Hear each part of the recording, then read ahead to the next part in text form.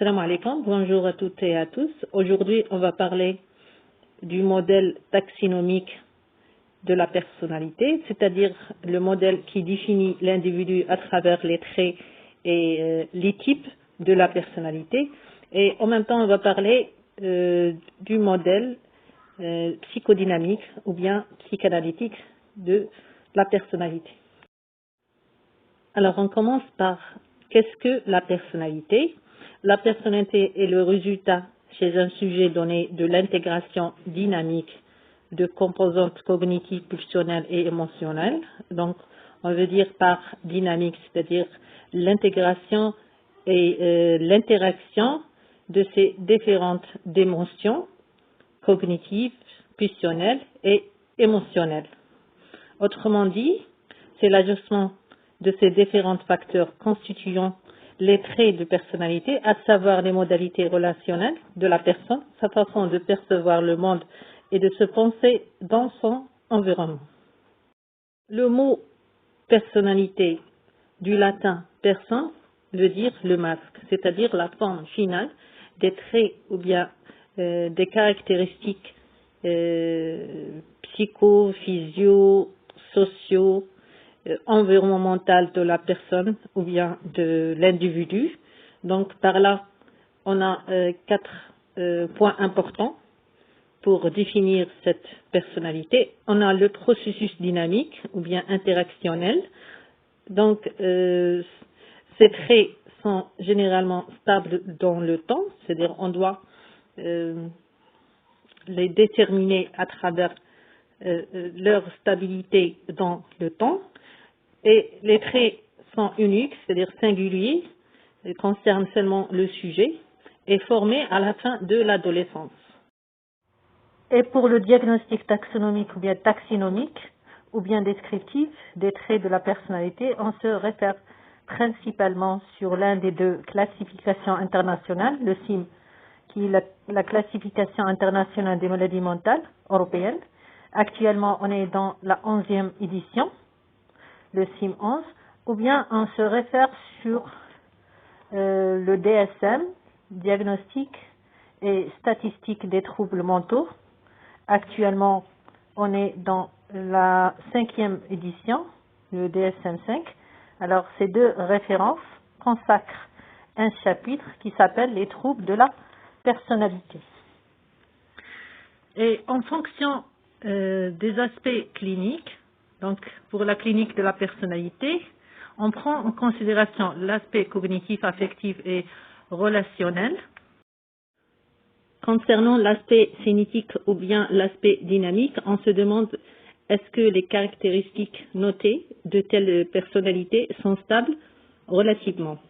Et pour la sévérité, est-ce qu'il y a une souffrance ou une sorte de désadaptation, que ce soit intrasubjectif ou bien externe.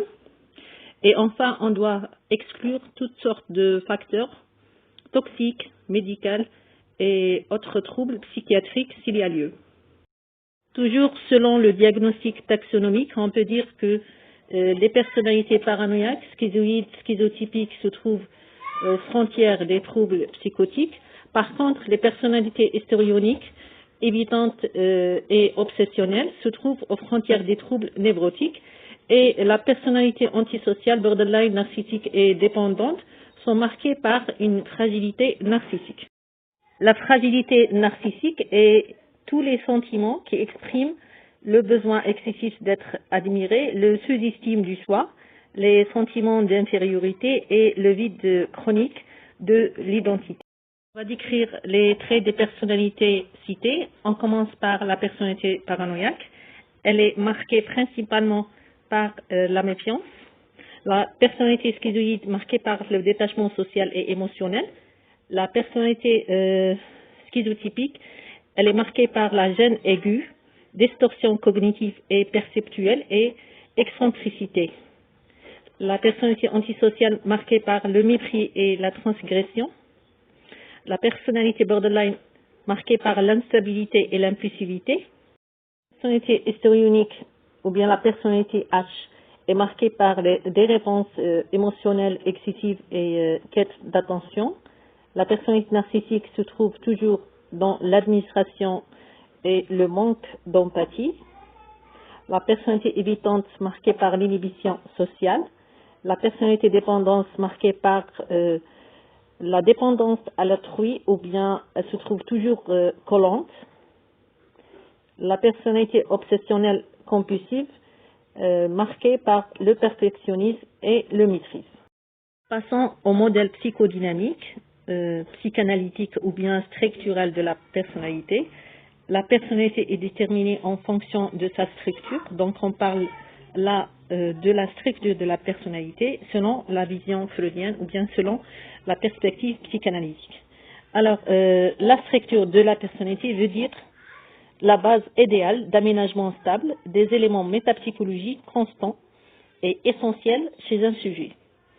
Alors, quels sont ces éléments métapsychologiques? Donc, on a l'état de régression en fonction du facteur de la vulnérabilité, la relation d'objet, la nature de l'angoisse, les mécanismes de défense spécifiques et la nature du conflit.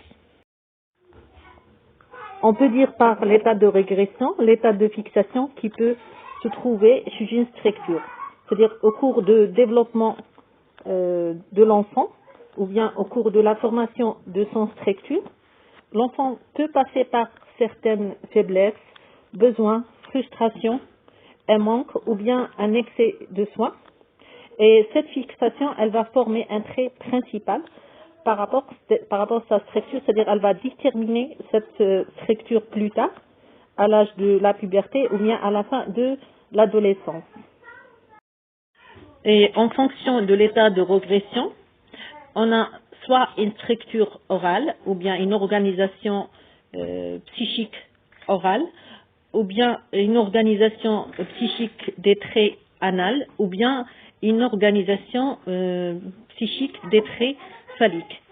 Et par rapport à cette structure, ou bien par rapport à cette organisation, on a des types différents de la relation d'objet, de la nature d'angoisse, des mécanismes de défense spécifiques en fonction de cette structure et une nature de conflit aussi différente.